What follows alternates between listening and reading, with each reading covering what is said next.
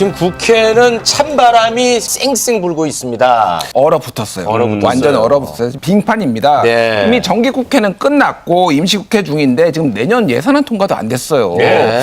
그래서 지금 국정조사도 안 되는 상황인데 이 먹구름을 끼게 한 발단 바로 이상민 해임안.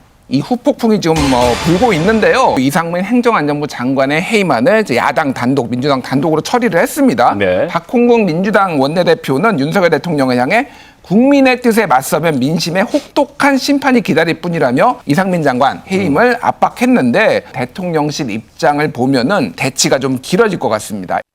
해임 문제는 진상이 명확히 가려진 후에 판단할 문제라는 기존 입장에 변함이 없습니다. 엄정한 수사를 통해 진실을 가려내는 것이 유가족에 대한 최대의 배려이자 보호입니다. 그 어떤 것도 이보다 앞설 수는 없습니다.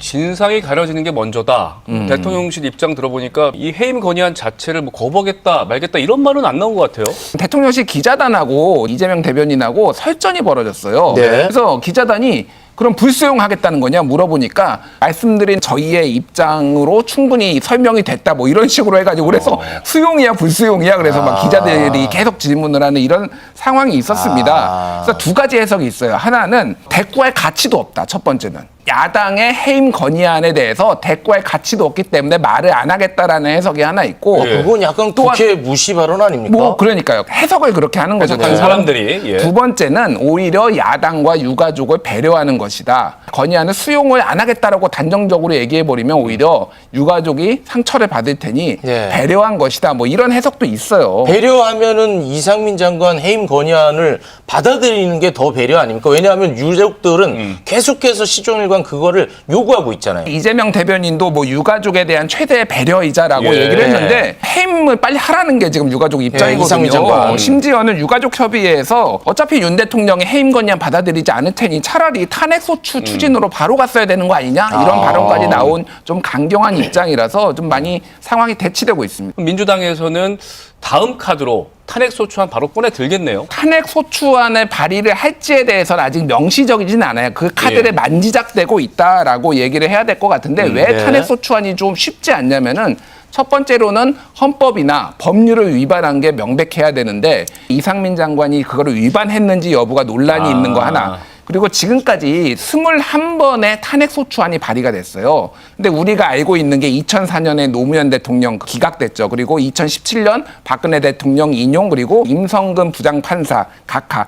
근데 이 3번만 국회를 통과를 했고 21번 중에 18번은 국회를 통과를 못했는데 네. 대부분 검찰총장이었습니다. 그 대상이.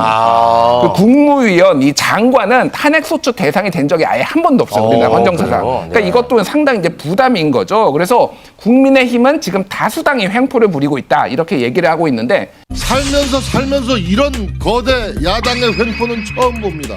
저는 이런 민주당과 함께 의사당이 몸담고 있는 것에 모멸감을 느낍니다. 해임 건의안이 국회 통과되자마자 국민의힘 그 이태원 참사 국정조사 특위위원들이 사퇴를 하겠다.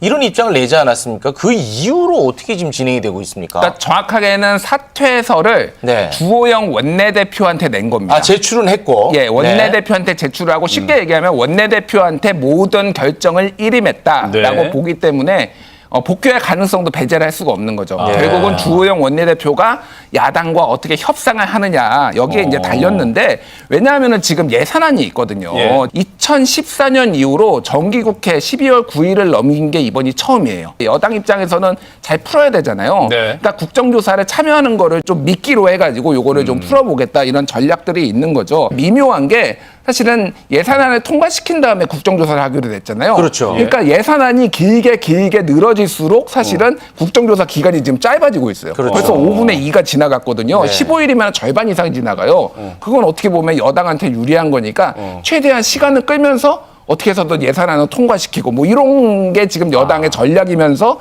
어쨌든 야당도 그거와 맞물려서 지금 움직이고 있다 이렇게 봐야 될 것 같습니다. 중요한 거는 이제 예산안의 쟁점 아니겠습니까? 예산안이 여야가 어떤 부분에서 지금 다투고 있습니까? 중요한 거는 마지막에 이제 걸린 게 지금 법인세 인하 문제예요. 부자 감세와 서민 감세 이거를 가지고 충돌을 하고 있습니다. 문재인 정부 들어와 가지고 법인세 최고 세율이 22%였는데 여기에 3천억 원 영업이익을 내는 기업은 25%를 낸다라는 거 신설을 해요. 2017년에 25%를 다시 22%로 통일하겠다라는 거를 하고 있는데 그게 이제 국민의힘 입장이고. 그렇죠. 정부와 국민의힘 네. 입장인데 소위 말하는 낙수 효과. 그러니까 감세를 해주면은 이게 서민에게도 돌아가고 일자리도 늘어나고 이런 이제 논리를 펴고 있습니다. 하지만은 네. 이제 민주당에서는 전통적으로 부자 감세 반대해왔고 이게 문제가 있다라고 강하게 반발 중인데 3천억 이상의 영업이익을 내는 경우에 내는 세금을 깎아주자.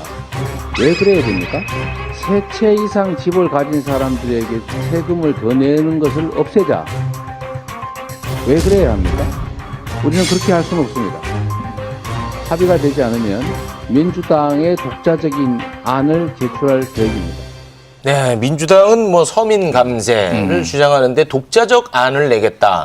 민주당의 독자적 안이라는 게 뭐죠? 그러니까 뭐 국민 감세안이란 거를 발표를 네. 했습니다. 쉽게 얘기를 하면은 영업이익이 2억 원에서 5억 원에 해당하는 중소기업 여기에 대해서는 법인세를 현행 20%에서 10%로 줄여주겠다라는 거예요. 중소기업들이 어려움을 겪으니까 혜택을 주겠다라는 거고 또 하나는 이제 근로소득세 최저세율이 지금 현재는 1,200만 원부터 6%가 적용이 되는데 이거를 1,400만 원으로 상향을 하면은 더 많은 사람들이 최저세율을 내게 되는 거죠. 민주당은 여야 합의가 불발되면은 2조 원 가량 삭감한 안을 가지고 단독으로 상정을 해가지고 그거를 처리하겠다 이런 입장입니다. 그래서 한덕수 국무총리가 예산 협조를 위해서 이재명 대표를 찾아왔어요. 아, 네. 그래서 서로 얘기를 하고 네. 양보를 요구를 했는데 잘 됐습니까?